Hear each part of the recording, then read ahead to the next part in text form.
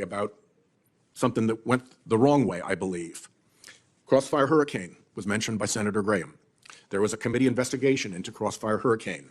During that Crossfire Hurricane investigation, box loads of material was provided by the department and the Bureau to Senate Republicans. They got files, they got investigative reports, they got internal memos, they got stuff that would not be FOIA-able.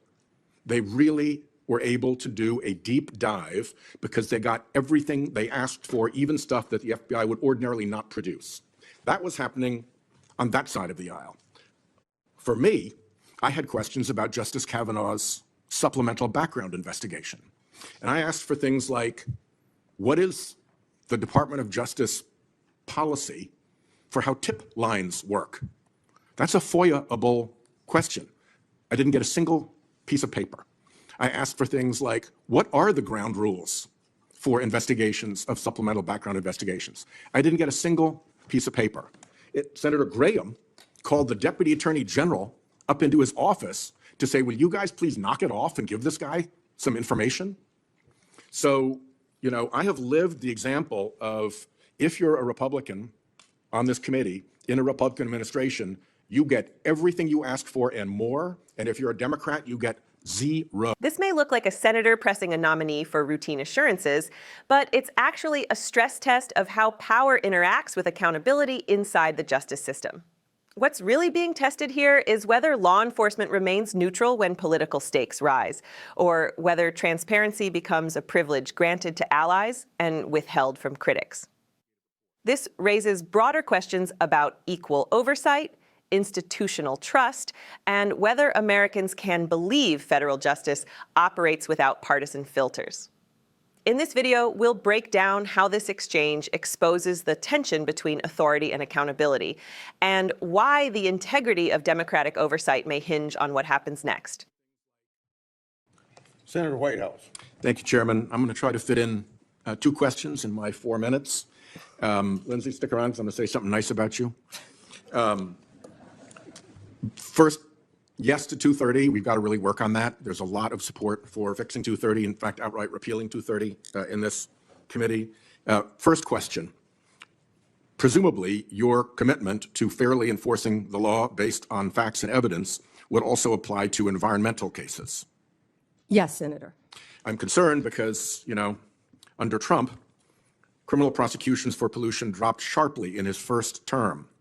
And you will be running an Environment and Natural Resources Division that has things like, for instance, a methane task force that big polluters who spent big money to get President Trump reelected don't like.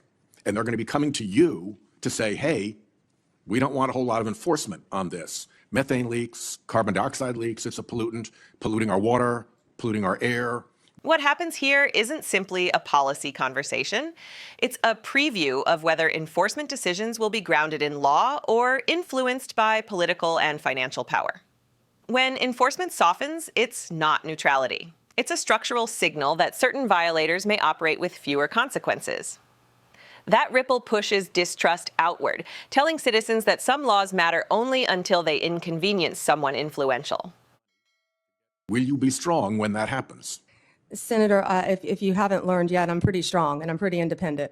And I think you and I spoke about this in your office a bit. I don't know a lot about that issue, but I am committed to meeting with the ENRD division and talking to you about it. I wish I knew more about the issue you faced, but I don't. But I'm committed to absolutely looking at it and doing what I can to help you in your state. I don't want environmental prosecutions to be an ignored stepchild subset.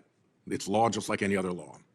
The second question that I'd like to get to goes back to Chairman Grassley's opening comments, that it's going to be really important for the Department of Justice, under your leadership, to answer questions from senators, both Republican and Democrat, and to give us strength in this role isn't about personality.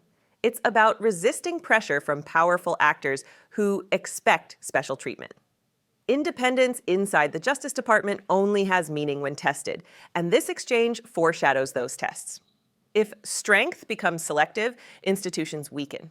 If it remains consistent, it restores faith in equal application of the law. Real answers.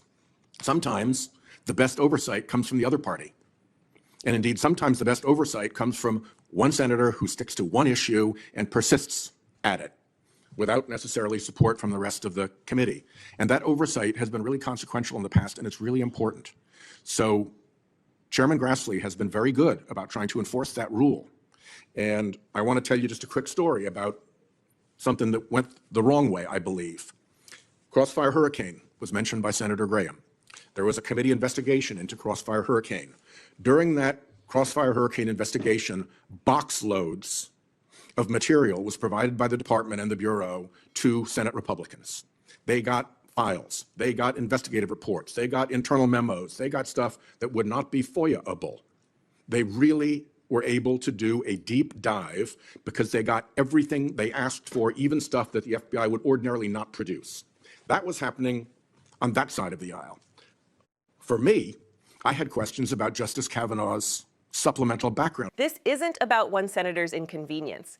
It's about whether justice transparency follows the rules or follows political loyalty. When some lawmakers receive everything and others receive nothing, it stops being oversight and becomes gatekeeping. That isn't bureaucracy. That's power deciding who gets truth and who doesn't. And that corrodes trust faster than any scandal. Investigation. And I asked for things like, what is the Department of Justice policy for how tip lines work? That's a FOIA-able question. I didn't get a single piece of paper. I asked for things like, what are the ground rules for investigations of supplemental background investigations? I didn't get a single piece of paper. Senator Graham called the deputy. FOIA exists for the public. Congress exists to hold institutions accountable. When senators are forced to rely on public-level access, it means oversight has already failed. A democracy cannot function when accountability is treated as optional. When transparency defaults to resistance, it signals fear, fear of scrutiny, fear of exposure, and fear of consequences. And fear is not a foundation for justice. Attorney General up into his office to say, will you guys please knock it off and give this guy some information? So, you know, I have lived the example of if you're a Republican on this committee in a Republican administration, you get everything you ask for and more. And if you're a Democrat, you get zero. That was not a great moment for me and not a great moment for the department. And so I will take the chairman at his word that he wants the department to be responsive to requests from all of us. And I would ask you, will you be responsive to all of us, irrespective of our party affiliation, if we are asking legitimate questions that you have the power to answer? Senator, I think I've said that from the beginning. Yes, especially on Freedom of Information Act, I will follow the laws that apply to the Freedom of Information Act. I believe in that. I actually dealt with the public records when I was a state prosecutor. It's been so long ago, I'd forgotten about that. Yeah. So I handled all the public records. One just sort of point of order here. The FOIA, the Freedom of Information Act process is one thing. Anybody can get information under the Freedom of Information Act process. As senators, we should be able to do better than that. When we're doing worse than that, that's a sign that somebody's hiding something. When we're doing better than that, that's a good thing for congressional oversight. Thank you, Chairman. Thank you. Senator Tillis. Can we take a minute off Senator Schiff, since I'm joking, since he took an extra minute? I'm joking. Yes, you can. You wanted to say something to Senator Schiff? No, sir, I asked if we could take a minute off Senator Schiff since Senator Whitehouse went took an over by a extra minute. minute. I was teasing. I'm sorry. Okay. Senator Tillis. Thank you, Mr. Chairman. Ms. Bondi, This hearing isn't just about one nominee or one senator's frustration. It's about whether federal justice belongs to everyone equally or serves selectively depending on political convenience. Institutions only hold legitimacy when access to truth isn't negotiated by party lines. Accountability is not a favor. It's a constitutional responsibility. If future leadership chooses openness only when it benefits allies, democracy weakens. If they choose fairness, transparency, and equal oversight, trust can begin to repair. The stakes are that simple and that serious. Subscribe to Liberty Report USA.